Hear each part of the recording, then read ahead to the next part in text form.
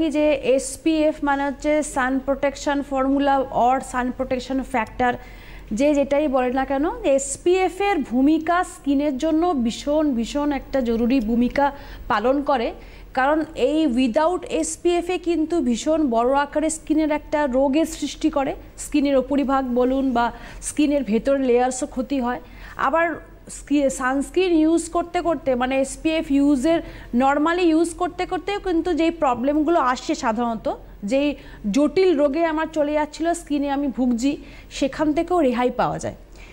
SPF মানে হচ্ছে আমার এমন একটি ক্রিম যার মধ্যে সেই সান প্রোটেকশন ফ্যাক্টর বা ফর্মুলা দেওয়া রয়েছে, যেটা আমার সূর্যের অতিবেগুনি রশ্মি থেকে স্কিনটাকে প্রোটেক্ট করছে, বা কোনো এমন কোনো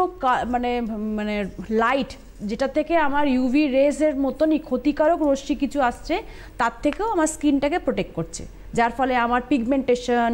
বলিরেখা, অকাল বার্ধক্যতা, স্কিনের ট্যান পড়া,